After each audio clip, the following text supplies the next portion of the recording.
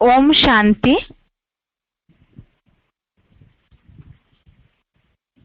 भगवद गीता श्लोक क्लास में आज बेसिक कोर्स में टॉपिक चल रहा था भगवान सर्वव्यापी नहीं है, और इसमें हम समझ रहे थे प्रमाण नंबर 16 जिसमें बात चल रही थी आत्मा सो परमात्मा नहीं है। और इस टॉपिक के बारे में भी हमने पिछले 1-2 क्लासेस में आत्मा सो परमात्मा नहीं है इसके कुछ प्रूफ समझे थे। जैसे कि पिछले हफ्ते के क्लास में समझा था, यदि आत्मा सो परमात्मा होता तो भगवान से जो अनेक संबंध जोड़ने की बात का उल्लेख भगवद गीता में आया है, तो संबंध जो भगवान सब संबंधों से, आत्माओं से पिता है, बंधु है, तो कैसे जोड़ते। दूसरी बात, भगवान को मुक्तिदाता, लिबरेटर, सब बंधनों से छुड़ाने वाला कहा है, और उसके लिए ही भगवद गीता में भगवान ने रास्ता भी बताया है। यदि आत्मा ही परमात्मा का स्वरूप है तो फिर मुक्ति की और उसके लिए जो रास्ता बताया है उसकी आवश्यकता ही नहीं।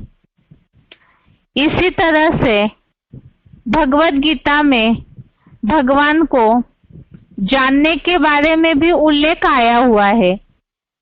यदि आत्मा ही स्वयं भगवान का, परमात्मा का स्वरूप है, आत्मा सो परमात्मा है, तो फिर भगवान को जानने की बात ही नहीं होनी चाहिए।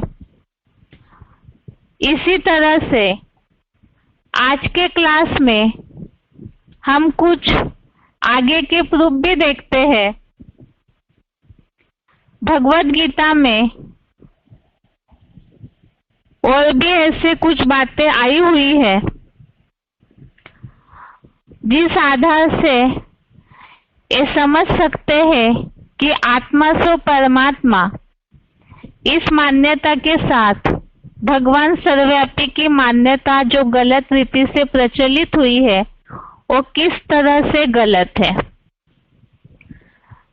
जिस तरह से भगवद गीता में भगवान को जानने की बात का उल्लेख आया हुआ है, इसी तरह से भगवद गीता में भगवान को जानकर उनको याद करने की बात का उल्लेख आया है, और इसी तरह से भगवद गीता में भगवान को पाने का अथवा उनसे मिलने के बारे में भी उल्लेख आया हुआ है।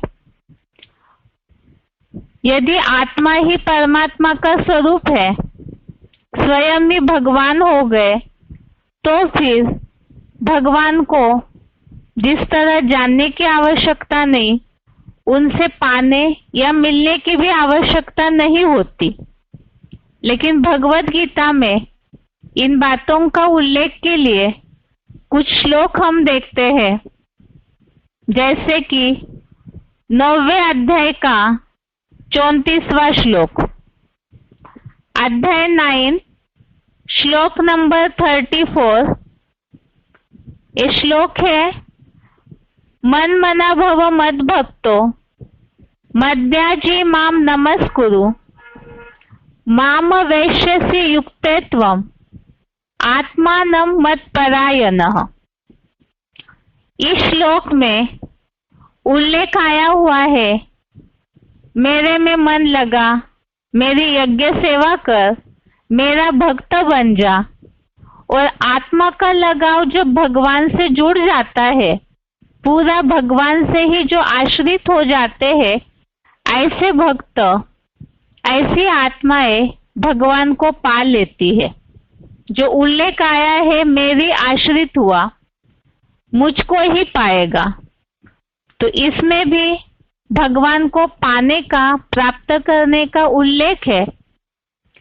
इसी तरह से 8वें अध्याय का 14वां श्लोक, अध्याय 8 श्लोक नंबर 14, श्लोक है अनन्य चेतः सततम यो मां स्मरति नित्यशः तस्याहं सुलभः पार्थ नित्ययुक्तस्य योगिनः।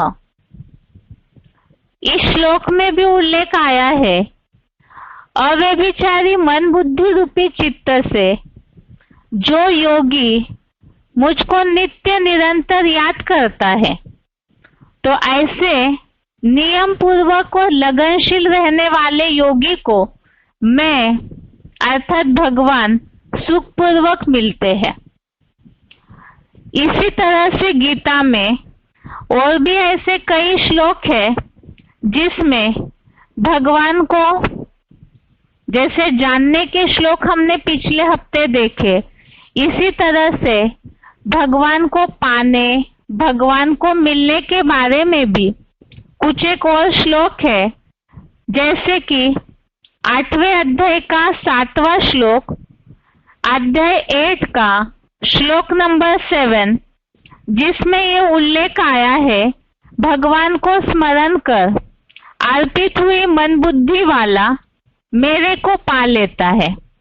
अर्थात भगवान को जितना याद करते हैं, पूरा अर्पण में हो जाते हैं, वो भगवान को पा लेते हैं।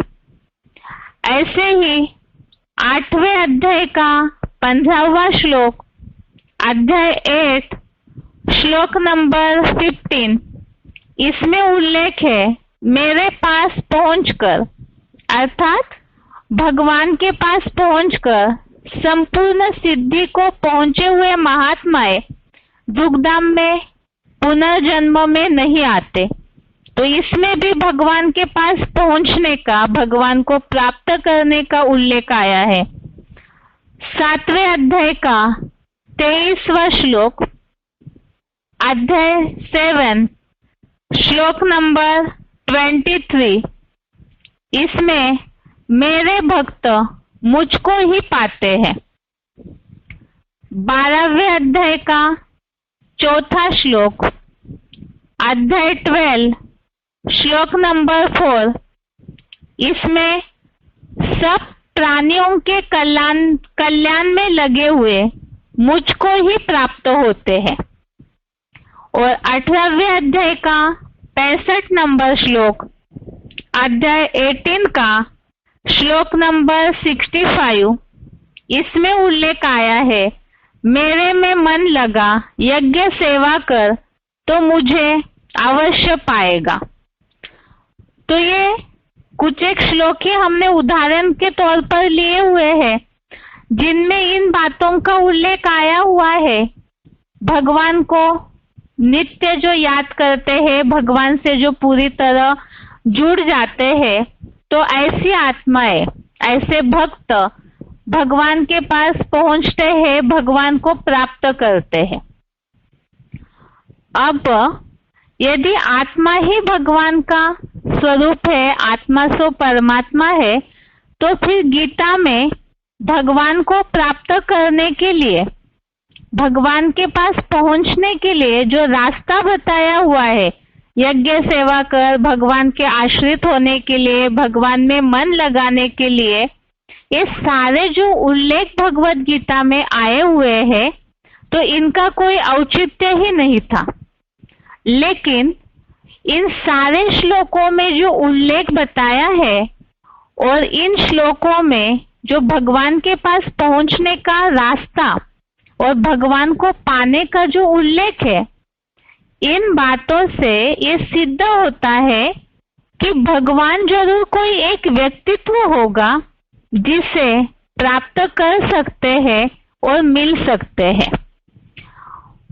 और इसी तरह से ही यहाँ जैसे भगवान को पाने का उल्लेख आया हुआ है, इसी तरह से भगवान को याद करने के बारे में भी भगवत गीता में उल्लेख है। जैसे भगवान को जानना जरूरी है और जानेंगे तो उन्हें याद करना है और याद करने से भगवान की प्राप्ति होती है, उनके नजदीक पहुंचते हैं। अब आगे भगवान को याद करने के बारे में जो उल्लेख है, यदि आत्मा ही परमात्मा है तो कौन किसको याद करेगा? क्योंकि स्वयं ही भगवान का स्वरूप हो गए तो याद करने की बात ही नहीं होनी चाहिए। लेकिन सर्वशास्त्रों में शिरोमणि भगवद गीता, जो सर्वशास्त्रों का मूल आधार है, अगर उस गीता को ध्यान से देखें तो गीता का हर अध्याय का नाम योग शब्द से जुड़ा हुआ है। जैसे कि कर्म योग, आत्म संयम योग, विषाद योग, इस तरह से योग शब्द हर अध्याय के नाम के आगे जुड़ा हुआ है। अब योग अर्थात ही जुड़ना, भगवान से जुड़ना। तो कैसे जुड़ा जाता है? भगवान को याद करना, भगवान से मन बुद्धि अपनी लगाना, इसे ही भगवान को याद करना अर्थात योग लगाना, भगवान से जुड़ना कहा हुआ है।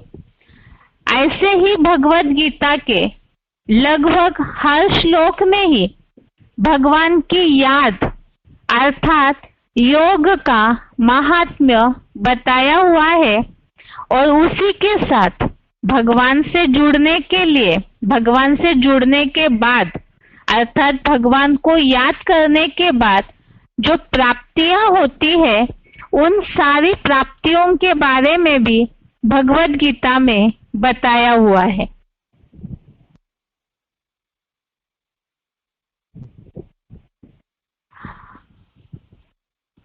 अब ये जो उल्लेख गीता में आए हुए हैं, इन उल्लेखों से भी जो प्रूफ हम समझ रहे हैं आत्मा से परमात्मा नहीं हो सकती, उन बातों को समर्थन मिल जाता है।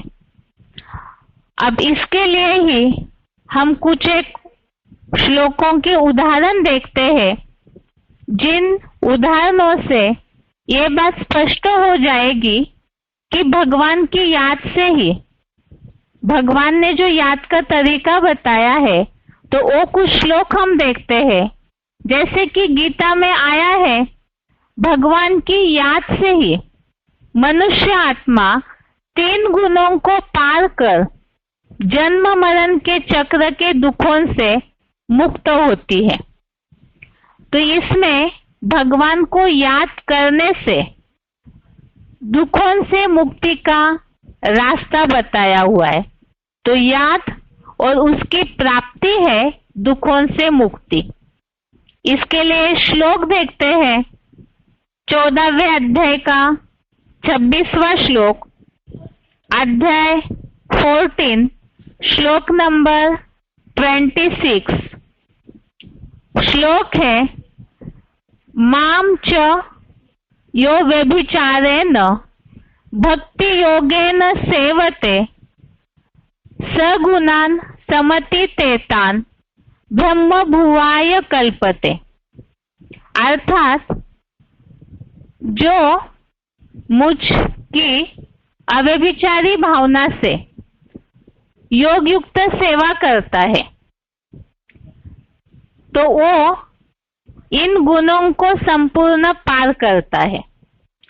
जो दुस्तर गुण है अर्थात जो दुखों के चक्र में अटकाते हैं, तो उन्हें पार करता है।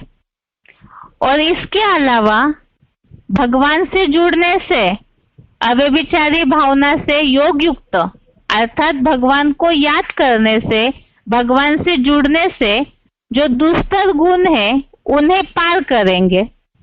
और एक गुणों के पार करने से क्या फायदा होगा, उसे 14वें अध्याय के 20वें श्लोक में बताया है। अध्याय 14 का ही श्लोक नंबर 20 इसमें प्राप्ति का उल्लेख आया है। श्लोक है, गुणानेतान तित्यत्रिन देहि देह समुद्भवान जन्म मृत्यु जरा दुखे विमुक्तः अमृतम अश्नुते। अर्थात इसमें जो उल्लेख आया हुआ है कि इन गुणों को, इन तीनों गुणों को पार करके जन्म मृत्यु बुढ़ापा आदि ढेर सारे दुखों से अच्छी तरह से मुक्त हुआ। तो इन दोनों श्लोकों में जो उल्लेख है उसका सार यही है कि अव्यभिचारी भावना से जो भगवान की योग युक्त होकर सेवा करता है, अर्थात भगवान को याद करता है और दुस्तर गुणों को पार करता है और इन गुणों को पार करके फिर जन्म मृत्यु बुढ़ापा इन दुखों से मुक्त होता है। तो याद और उसकी प्राप्ति है दुखों से मुक्ति, इसका उल्लेख आया हुआ है। इसी तरह से और कुछ श्लोक हम देखते हैं आगे, जिसमें भगवान को याद करने से किस तरह से और मुक्ति का रास्ता बताया हुआ है, याद का महत्व बताया हुआ है। उसके कुछ और श्लोक है,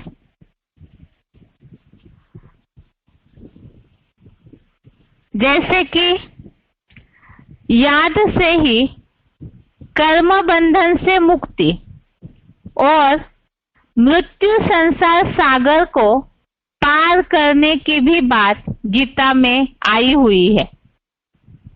आज की दुनिया में लोग तो बहुत ज्यादा दुखी है। यदि आत्माएं भगवान का स्वरूप होती तो दुखों की बात ही नहीं आती।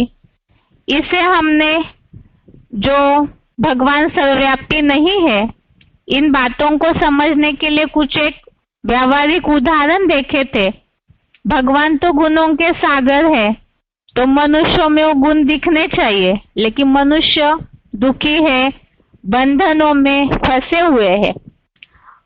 इसीलिए ही मनुष्य सब दुखों से मुक्ति का रास्ता ढूंढते रहते हैं। अब भगवत गीता में भी उसके लिए ही भगवान ने जो रास्ता बताया है कि याद से ही कर्म बंधन से मुक्ति और इस मृत्यु संसार सागर को पार करने की बात का उल्लेख आया हुआ है। इसमें दूसरे अध्याय का 39वां श्लोक, अध्याय 2 श्लोक नंबर 39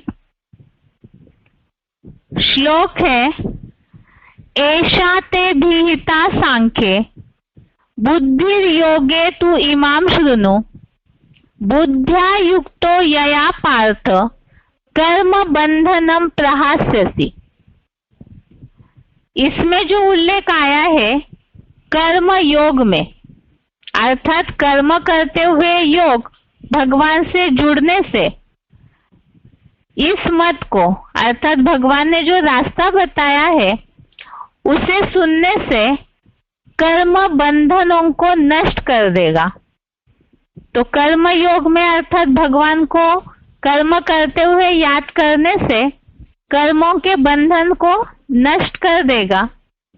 ऐसे ही 9वें अध्याय का 28वां श्लोक, अध्याय 9 श्लोक नंबर 28 श्लोक है, शुभाशुभ फले एवं मोक्ष से कर्म बंधने संन्यास योग युक्तात्मा विमुक्तो माम उपैष्यसि।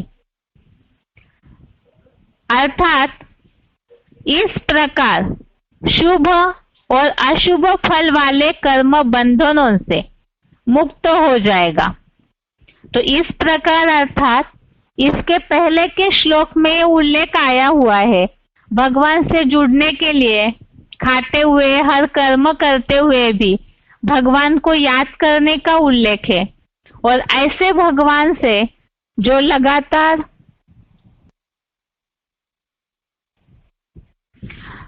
इस तरह से जो भगवान से जुड़े रहते हैं तो वो शुभ अशुभ फल वाले कर्मों के बंधन से मुक्त हो जाएगा, पूरा ही छूटा हुआ।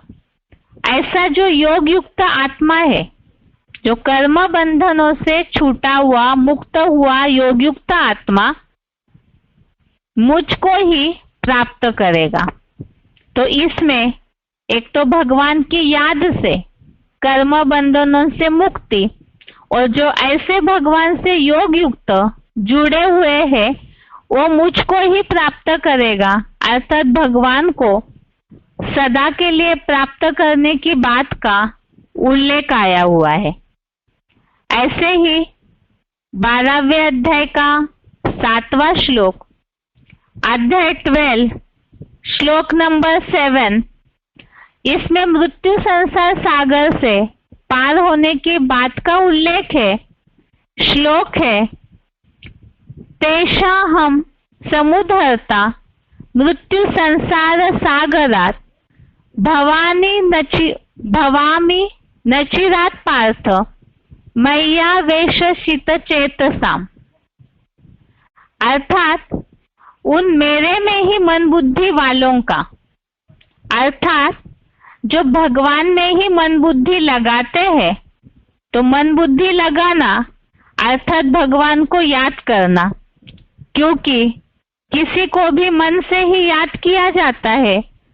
तो भगवान में जो मन बुद्धि लगाते हैं उनके लिए बताया, मैं अर्थात भगवान अति शीघ्र मृत्यु संसार सागर से संपूर्ण उद्धार करने वाला हूँ। तो उद्धार करना अर्थात ही इस मृत्यु संसार सागर, यही दुख भरी दुनिया है।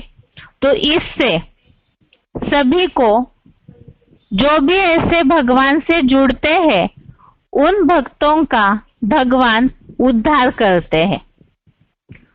तो जैसे भगवान को पाने, भगवान से मिलने के बारे में हमने कुछ और श्लोक देखे थे, इसी तरह से भगवान को याद करने के बारे में गीता तो है ही भगवान से जुड़ने वाला शास्त्र।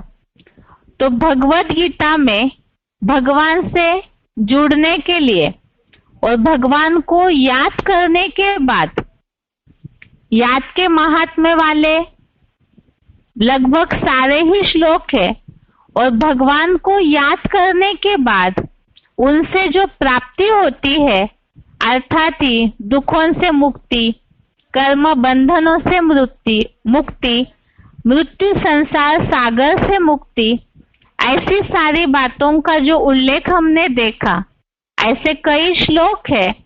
और इन सारे याद के महत्व वाले श्लोकों से ये सिद्ध होता है कि आत्मा सो परमात्मा नहीं है, अर्थात भगवान सर्वव्यापी नहीं है। क्यों? क्योंकि याद तो किसी व्यक्तित्व को किया जाता है। यदि आत्मा ही भगवान का स्वरूप होती तो याद करने की और याद करके दुखों से मुक्ति की बात ही नहीं आती, क्योंकि सब दुखों से स्वतः ही मुक्त हुए होते। लेकिन ऐसी वास्तविकता नहीं है। आत्माएं कर्म बंधन में, दुखों में, अशांति में, जन्म, जरा, मृत्यु, इन सब बंधनों में फंसी हुई है, अर्थात ही आत्मा सो परमात्मा नहीं है। और उसी से जुड़ी हुई जो मान्यता है, भगवान सर्वव्यापी नहीं है। अभी आगे और कुछ प्रूफ देखते हैं, जैसे कि आत्मा और भगवान, इनका स्वरूप तो एक ही है। हमने इसे सर्व आत्माओं के पिता इस टॉपिक में भी देखा है कि भगवान भी ज्योति स्वरूप है और आत्माएं भी ज्योति स्वरूप है। लेकिन रूप एक होने के बावजूद भी हर आत्मा सो परमात्मा नहीं है। क्यों नहीं है? रूप जब एक है तो आत्मा परमात्मा क्यों नहीं है? इसे हमने पहले भी उन कोर्सों में समझा। वास्तव में आत्माएं जो है वो परमात्मा की संतान है और ज्ञान के आधार से उनकी रचना की हुई है। दूसरी बात, आत्माओं के लेसन में हमने समझा कि आत्माएं जो है वो भिन्न भिन्न संस्कारों वाली होती है। शरीर धारण करके भिन्न भिन्न पार्ट बजाती है। जैसे कि आत्माओं के लिए हमने समझा है कि इस सृष्टि रूपी रंगमंच पर आत्माएं उतरती है तो जन्म मृत्यु के चक्र में उलझ जाती है, तो उस समय शरीर रूपी चोला धारण करके वो अलग अलग पार्ट बजाते हैं। अर्थात ही आत्माएं सब एक्टर्स है। और जैसे कि शेक्सपियर ने भी इसके लिए कहा है कि विश्व एक रंगमंच है और यहाँ सब अपना किरदार निभा रहे हैं, अर्थात अपना अपना पार्ट बजा रहे हैं। तो आत्माएं सब अपना अपना अलग अलग पार्ट बजाती है। और भगवान अर्थात सुप्रीम सोल शिव जो इन सब आत्माओं से संपूर्णतः अलग है, जिनकी तुलना जन्म मरण के चक्र में आने वाली आत्माओं से नहीं की जा सकती है। इसके अलावा आत्माएं जो है इस सृष्टि रंगमंच पर अलग अलग जो पार्ट बजाती है, तो कोई हीरो हीरोइन है, कोई विलेन का पार्ट बजाते हैं और कोई साधारण आत्माओं के रूप में पार्ट बजाते हैं। अर्थात सर्वसाधारण एक्टिविटी इस सृष्टि रंगमंच पर करके अपना पार्ट निभाते रहती है। लेकिन भगवान जो है सुप्रीम सोल शिव, उनका आत्माओं की तरह ऐसा पार्ट नहीं है। उनका जो पार्ट है वो अन्य किसी भी आत्माओं से मिलता जुलता नहीं है। अर्थात उनका तुरिया पार्ट है। कैसे तुरिया पार्ट है? आत्माएं जन्म मरण के चक्र में उलझी हुई है, घूमते रहती है, अपने ही चक्र में वो घूमते रहते हैं। लेकिन भगवान अर्थात सुप्रीम सोल शिव वो इस नाट्य मंच में, इस नाटक में जो चक्र चल रहा है उसमें नहीं आते हैं। उनका तुरिया पार्ट अर्थात सबसे अलग पार्ट इसलिए है क्योंकि आत्माएं जैसे 5000 वर्ष इस सृष्टि मंच पर पार्ट बजाते ही रहती है, लेकिन भगवान इस सृष्टि मंच पर एक ही बार अवतरित होते हैं। अवतरित होते हैं अर्थात इसे हमने सर्व आत्माओं के पिता इस टॉपिक में समझा है कि वे जन्म मरण के चक्र में नहीं आते हैं भगवान, इसलिए उनका अपना शरीर नहीं है। शरीर न होने के कारण वो प्रवेश करके पार्ट बजाते हैं इस सृष्टि मंच पर। सृष्टि परिवर्तन के लिए वो केवल एक ही बार सृष्टि के अंत में केवल इस सृष्टि को उल्टी दिशा में परिवर्तित हो करने के लिए आते हैं। और आत्माएं जो है वो जन्म मरण के चक्र में आते आते इस सृष्टि को नीचे गिराते रहती है। तो ये ही आत्माएं और भगवान में अंतर है।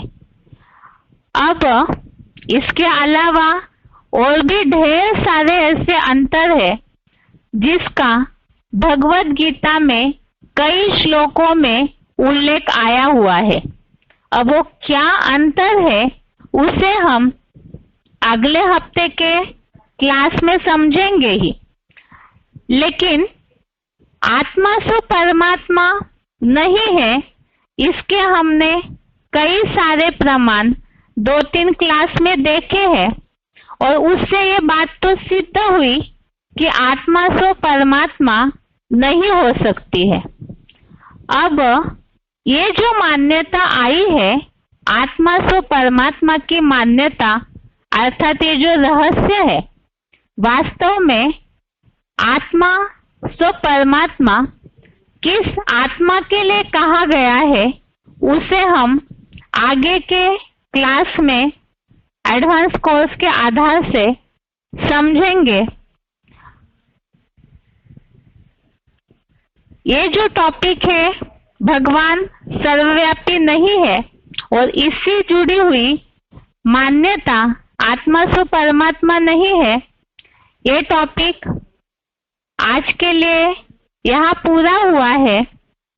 क्लास पूरा करने के पहले एक बार इसे केवल शॉर्ट में देखते हैं।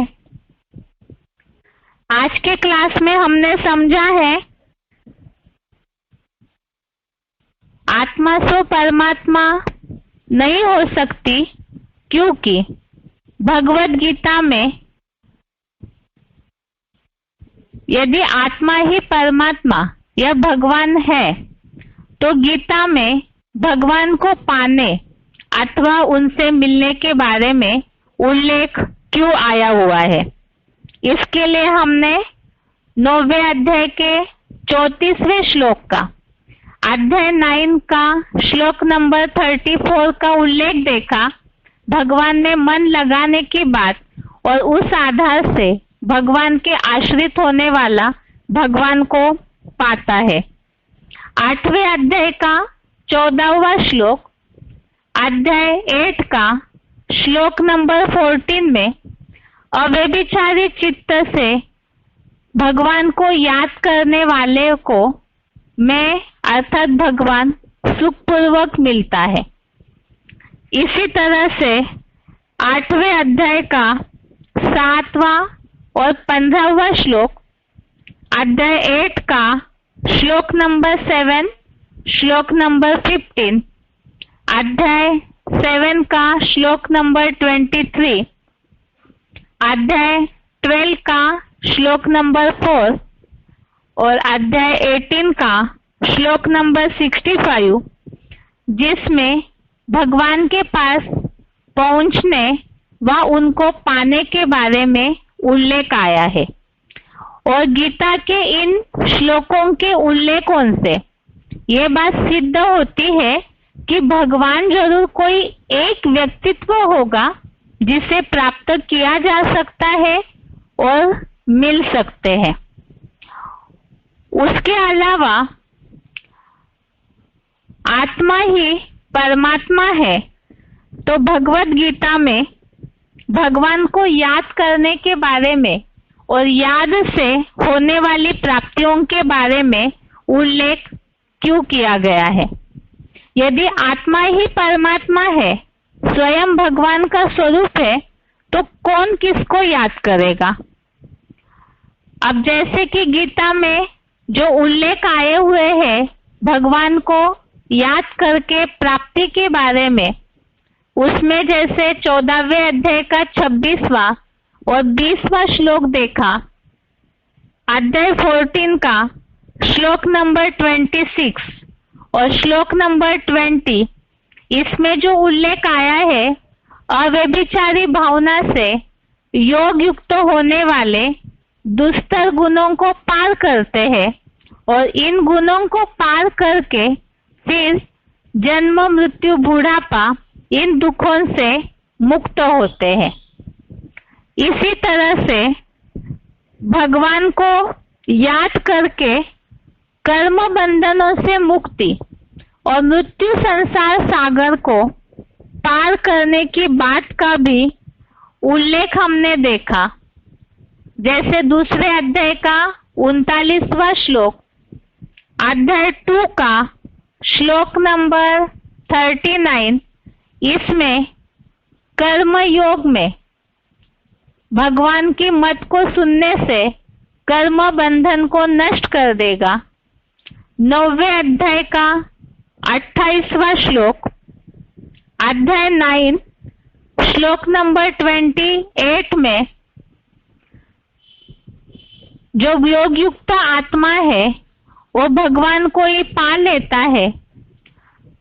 ऐसे ही 12वें अध्याय का 7वां श्लोक, अध्याय 12 श्लोक नंबर 7, इसमें उल्लेख आया है मेरे में ही मन बुद्धि वालों का, अर्थात भगवान में ही जो मन बुद्धि अपनी जोड़ते हैं वो अति शीघ्र मृत्यु संसार सागर से पार हो जाते हैं। तो गीता में ये जो भी उल्लेख आए हुए हैं भगवान के याद के महत्व वाले श्लोक है, उन सारे श्लोकों से ही ये बात सिद्ध होती है कि आत्मा सो परमात्मा नहीं है, अर्थात ही भगवान सर्वव्यापी नहीं है। क्योंकि अगर आत्मा यही भगवान का स्वरूप होती तो फिर याद करने की और याद के द्वारा जो प्राप्तियों की बात आई हुई है, जो रास्ता बताया हुआ है, उसका कोई औचित्य ही नहीं था। और इसके अलावा हमने आज के क्लास में समझा है आत्माएं और भगवान में विशेष अंतर क्या है, जिस कारण से हर आत्मा सो परमात्मा नहीं हो सकती। तो इसके लिए ही समझा कि आत्मा और भगवान का स्वरूप भले ही एक है, लेकिन फिर भी आत्माएं और भगवान में अंतर है। आत्माएं भिन्न भिन्न संस्कार वाली, अलग अलग पार्ट बजाने वाली, जन्म मरण के चक्र में आती है, और भगवान सुप्रीम सोल शिव इन सब आत्माओं से सर्वथा अलग तुरीय आत्मा है। उनका पार्ट इस सृष्टि मंच पर किसी से भी तुलना नहीं किया जा सकता, ऐसा तुरीय पार्ट है। आज के क्लास में हमने ये सारी बातें समझी है। अब ये तो सिद्ध हो गया कि आत्मा सो परमात्मा नहीं है। इसके जितने भी हमने प्रूफ देखे उससे तो ये बात स्पष्ट हो जाती है। लेकिन ये जो मान्यता है इसका क्या रहस्य है और वास्तव में आत्मा सो परमात्मा किसके लिए कहा गया है, इसे हम आगे समझेंगे। इसके अलावा कल के क्लास संबंधित एक विशेष सूचना है। अगले हफ्ते अध्याय 6 पूरा होने जा रहा है। केवल 2 श्लोक बाकी है, 46 और 47 नंबर श्लोक, जो कि अगले हफ्ते किए जाएंगे पूरे। लेकिन जैसे कि हर अध्याय के बाद पूरे अध्याय का सार और उस अध्याय के पूरे श्लोकों पर ही श्लोक टेस्ट ली जाती है, इसीलिए ही कल के क्लास में रिवीजन और अध्याय 6 के सार में कल आधे श्लोकों की रिवीजन की जाएगी, अर्थात ही आधे श्लोकों का सार समझेंगे और उसी आधार से रविवार संगठन के श्लोक टेस्ट में प्रश्न होंगे।